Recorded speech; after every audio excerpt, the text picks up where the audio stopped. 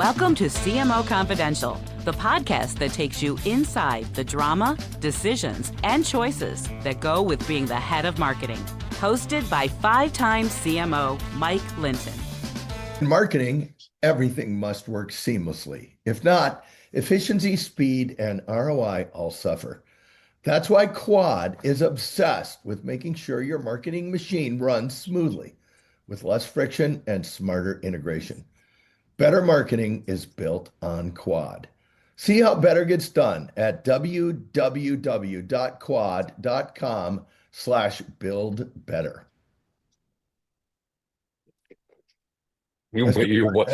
Welcome, marketers, advertisers, and those who love them to Chief Marketing Officer Confidential. CMO Confidential is a show that takes you inside the drama, the decisions, and the politics that go with being the head of marketing at any company in what is one of the most scrutinized jobs in the executive suite. I'm Mike Linton, the former Chief Marketing Officer of Best Buy, eBay, Farmers Insurance, and Ancestry.com. Here today with my guest, Richard Sanderson. Today's topic, dissecting compensation, a primer on understanding, negotiating, and managing pay. Now, Richard began his career at Russell Reynolds and Booz and Company, and he moved on to Spencer Stuart, where he leads the marketing, communications, and sales practice. He leads approximately 25 searches a year for CMOs, CROs, CCOs, and sales leadership position. Now, this is his fourth time on the show in our 3-year run, and we consider him a CMO Confidential OG. Full disclosure, we've known each other for quite a while. Richard recruited me to the Allworth Financial Board. Welcome back, Richard.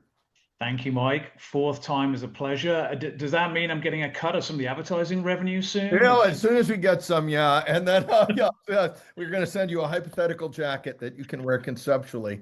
So, hey, let's just start about, why we want to talk about compensation is it's a topic that everyone thinks about. It consumes a lot of discussion and backroom thinking, but it's not often discussed in the open. And so, it'd be great to break it into sections, the basic elements, negotiating comp, and then managing comp. And I thought we'd start with the building blocks, salary, bonus, and equity. Give us just a takedown on that. Okay, well, first of all, Mike, you're right. This is a fascinating topic. It's actually a bit of a mysterious topic because certainly at the marketing leadership level, the reality is there is very little public information out there. Right. And not only that, as we all know, compensation is it's a topic which you don't talk about in polite company. So it is a somewhat mysterious area shrouded in mystery, and yet it's all we want to know about, and we all want to talk about it, and we all want to make sure we're doing the best we can. And I'll just tell you how little public information there is out there. I mean, for example, we have looked at the proxy statements of the largest Fortune 1000 companies. So that's the largest companies by the revenue or market cap. And as folks may know, if you look at the proxy statement, they are required to list named executive officers, which is typically the 5 highest paid officers in the company. Of 1,000 proxy statements, Mike, for 2024, we can only find references to marketing leaders at 41 of those. Wow. So approximately only 4% of companies have a marketing officer as one of their top 5 compensated employees. And even then, when we do look at those titles, the role is often broader than pure marketing. So that's where you're getting your super CMOs, right? Correct, exactly. These may be the CMO pluses, the CMO plus pluses, call them what you like, chief revenue, chief commercial, chief growth. There are a handful of what I call pure CMOs in there, but the sample size is really small.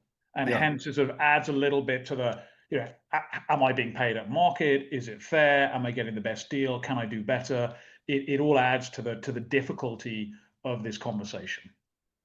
Especially when you throw in the equity component, which can skew a year or 2 years versus a true pay plan. Yeah, correct. Because you got salary, bonus, and then equity. So kind of just take us through those 3 things, and then we'll jump into equity. So Yeah, so let's start with salary. That's obviously the piece that everyone knows. This is, I would say, base salary is the number that when we are negotiating compensation, this is the number that most people focus on. I think your base salary is a bit of a psychological anchor for everyone. I think to some extent it's a reflection of where you are in your career and your recognition. I think to make a move, most people are expecting their base salary to increase. It's, to me, it's the most visible and emotionally resonant part of the package, and the base salary number itself is nearly always open to negotiation when you change roles.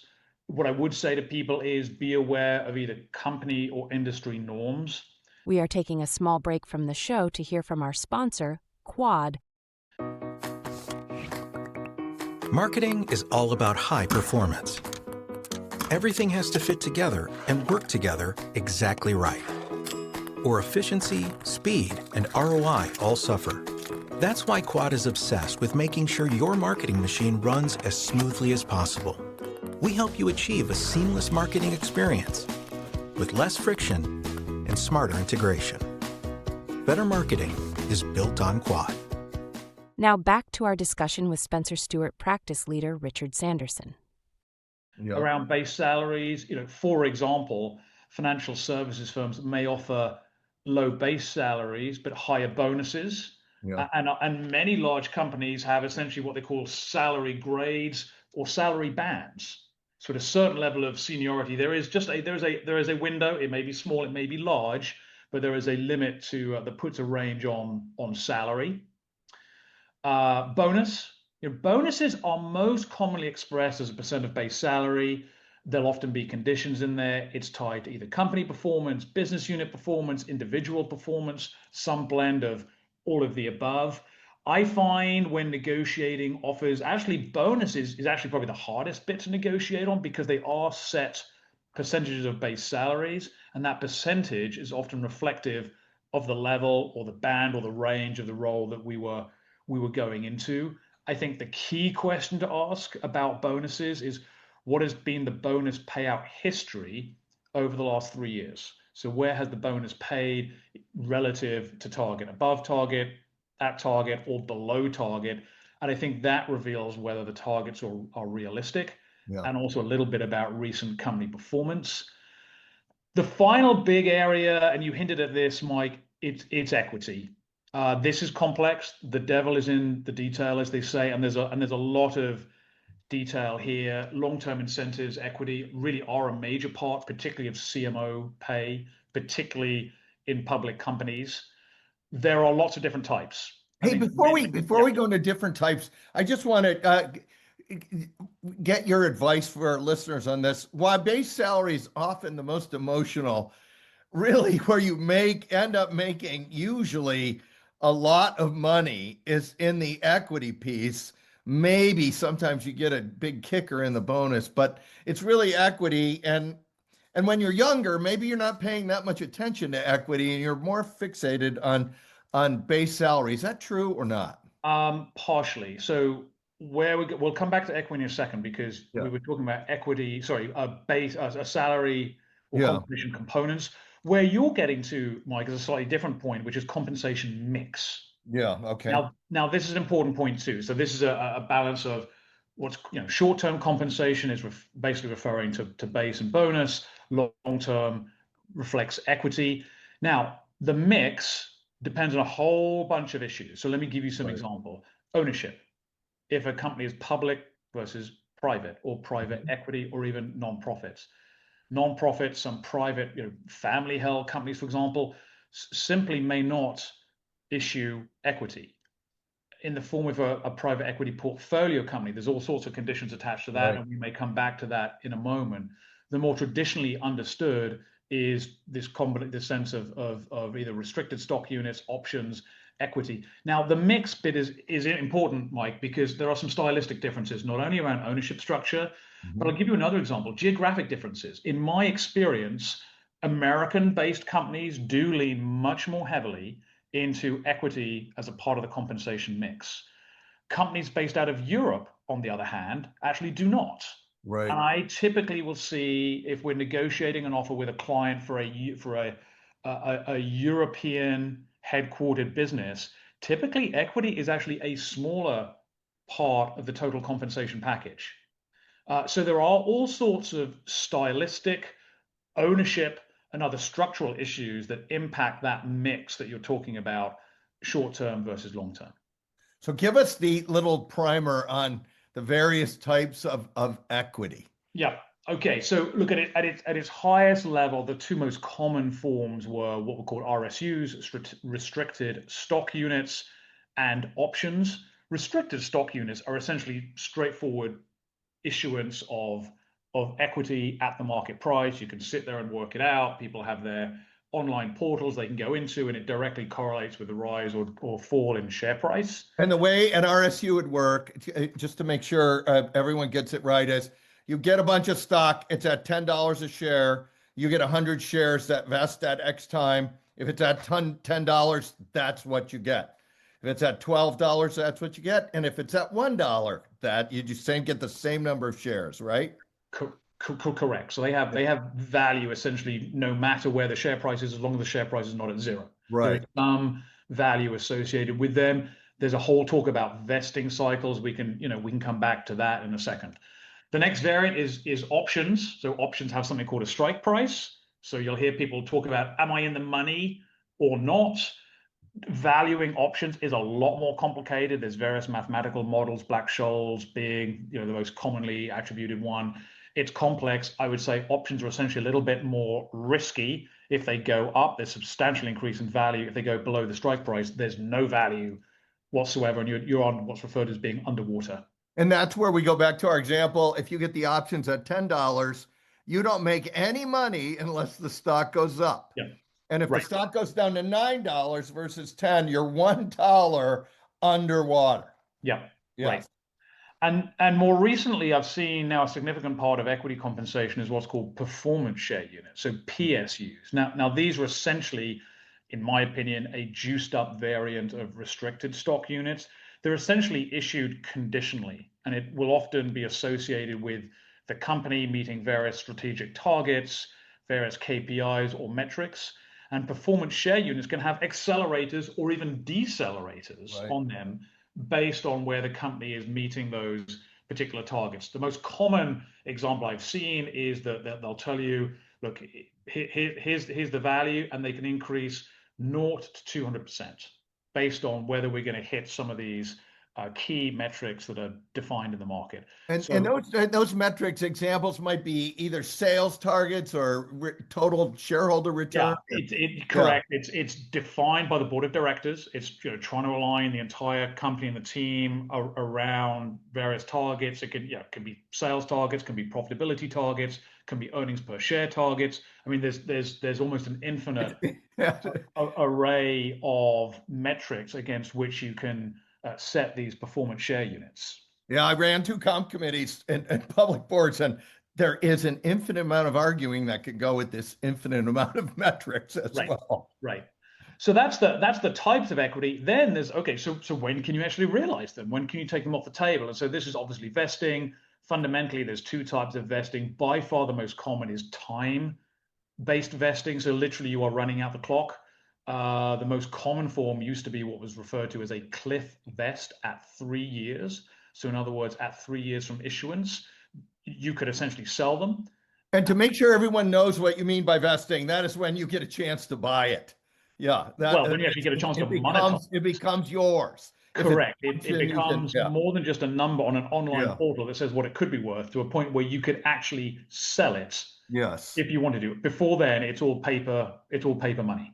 Yes, thank you. It has some value, but you cannot monetize it until you get to the vesting. And if you leave before you vest, often you're forfeiting everything, right? Often, that's also up for negotiation. That's probably one of the points we'll come to.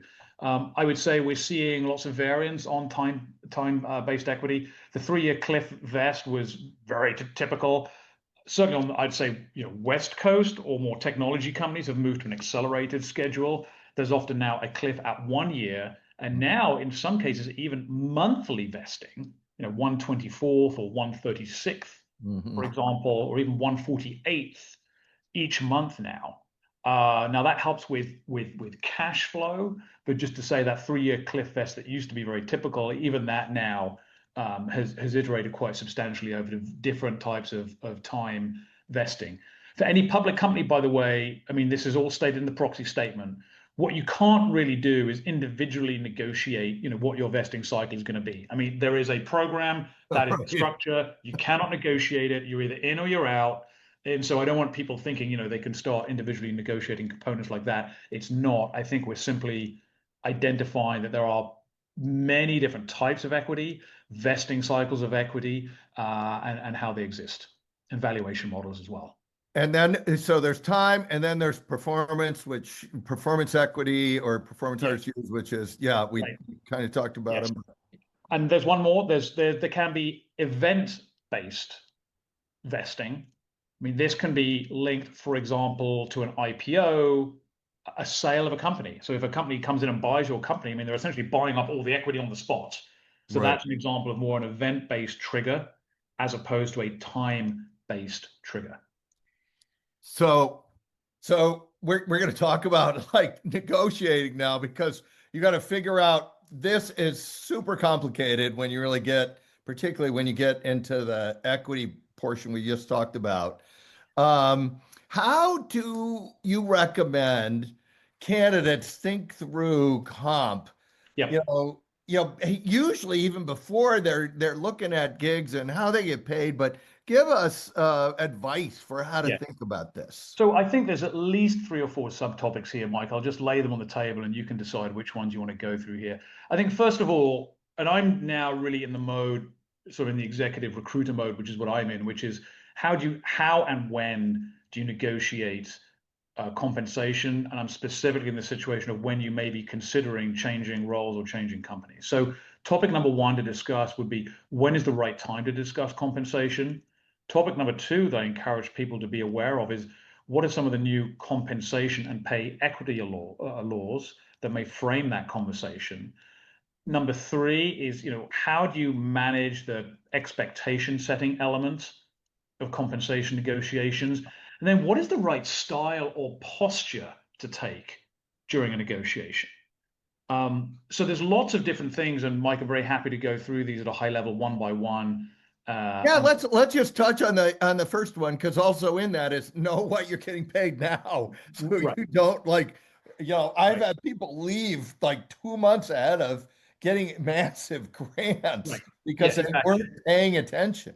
Right. So first of all, when to discuss compensation with a recruiter or a company. So when in the process. And I think timing is delicate. I think if you start asking about compensation too early, you risk coming across as overly focused just on the money side, as opposed to the challenge or the opportunity. On the other hand, if you leave the conversation too late, you may be wasting time if your expectations don't align with where the company or the role wants to pay. Right.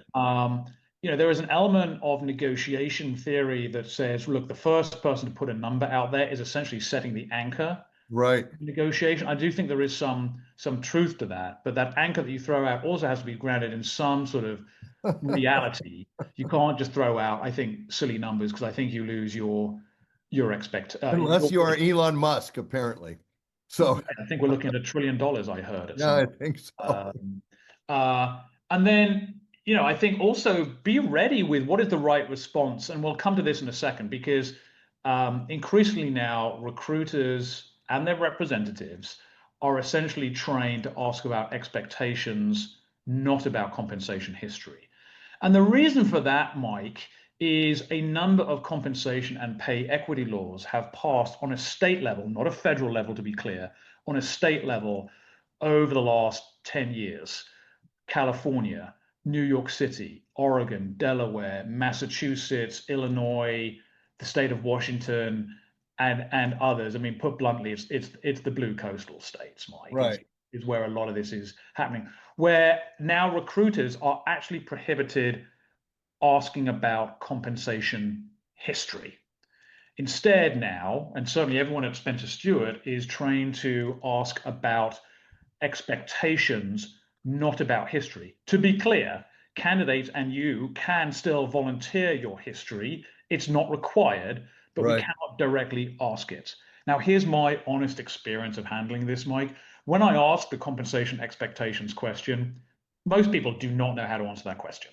For exactly the reason we said, if I set a number too high or too low, I'm going to look stupid, or I'm leaving something on the table, I'm going to come across as greedy.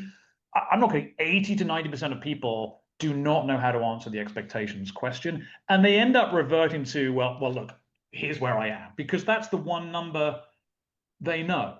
So inadvertently, candidates may choose to share history, but just be aware, recruiters in many jurisdictions cannot and should not and will not directly ask you about your compensation history.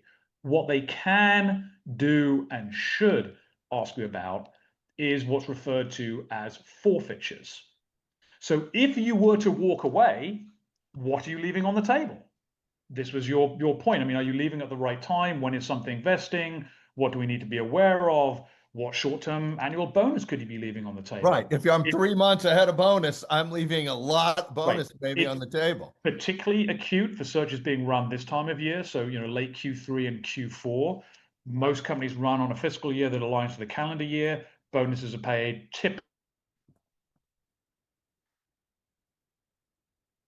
typically January through coming to the final quarter now. You are essentially, if you leave in Q4, you are essentially giving up most of your last year's accrued bonus. How is that going to be taken care of or accounted for? That's an example of a forfeiture. All the equity we spoke about, what is it worth over what period of time? When is it going to vest? If you leave, are you giving it up? That is a forfeiture. A recruiter can, could, and should ask you about that, and you should be ready to address and answer that question. This is a broader point around what these compensation laws are and what you need to be ready for. This expectations thing, as I said, look, that is the topic that I think most people struggle with. What I would say is, look, do a little bit of research, use recruiters, use your peer networks, maybe even use some proxy statements where relevant. Although, as I said at the beginning, 4% of companies even have a marketing leader on their proxy statement. But be thoughtful, put an aspirational, anything that's too high or too low can frankly send the wrong signal. And beneath all this, I'm hearing, know how you get paid, know how your company rules are in terms of vesting, bonus, because the bonus may get paid at the end of the year, but you also may have to be in seat in February 15th or March 15th to get it. That is correct. So you really want to know the rules, and you don't want to be fumbling around with it. And then how, you were telling us how to manage the question about what are your expectations. Are there any other best practices in there? Well, here's where I would go with the expectations question. I get all sorts of responses to this. I mean, part of it is, a savvy candidate will actually turn the question around on me. Right. I mean, it's not, and in most cases, I'm not flying blind. I mean, most recruiters are going into a role in a search with some knowledge, roughly speaking. It may not be gospel truth, but directionally where the role is. Again, a recruiter doesn't want to, tip their hand too much or give too much away. So it's a really delicate dance. But I find the more savvy, sophisticated candidates will actually push it back and put me in a slightly awkward. And do a thing like, hey, Richard, do they have a range they are thinking about for this job? Precisely. So I would actually think about pushing back on that. It's not so much pushing back, but actually responding to a question with a question, almost making it rhetorical, and seeing what information that may reveal. I mean, at the end of the day, Mike, this is all about information asymmetry. Yeah. The recruiter has more information than you do about compensation's role. And they're trying to, this is not the right, I don't want to say they're trying to exploit that. That is not the case. But they are trying to get to a solution that works for their client. Remember, recruiters, executive search consultants are paid by clients. They're not paid by candidates. Right. And so they want to do what's right by the client. Now, what I will say to my clients is, you are not only looking to recruit a candidate, you're looking to retain a candidate as well over the long term. So being, penny wise but pound foolish on compensation negotiation often can backfire. So you had your 4 things. Did we get through all 4 here? I'll give you one other, which I think is really interesting, which is once you get into a negotiation. So how does negotiation actually work? My general feeling and experience is there's typically one round of negotiation. So you get one big ask after you get Correct. this So in going. other words, let's say you're the chosen candidate, you've gone through all the interviews, probably the referencing has been done, all the background checks have been done, the offer is forthcoming. There may have been some expectation setting, or there may have not before you received the offer, but now you get the offer. In most cases, the offer is expressed verbally first. Right. And then, can you accept this offer, yes or no? In my experience, that is your moment as a candidate. That is your moment of highest leverage. They've made it clear they want you. They've probably maybe even switched off most of the other candidates. So, the eggs are all in the basket here. They want you. They want to make it work. You haven't committed. This is your greatest moment of leverage. That said, it is about doing the right thing. In my experience, this is your opportunity now to respond to this and very clearly say, look, based on this is what I think I need to make it work. This is the end of part 1 of our discussion with Richard Sanderson. Please join us next week for part 2 of our discussion. In marketing, everything must work seamlessly. If not, efficiency, speed, and ROI all suffer. That's why Quad is obsessed with making sure your marketing machine runs smoothly, with less friction and smarter integration. Better marketing is built on Quad. See how better gets done at www.quad.com/buildbetter. What? That's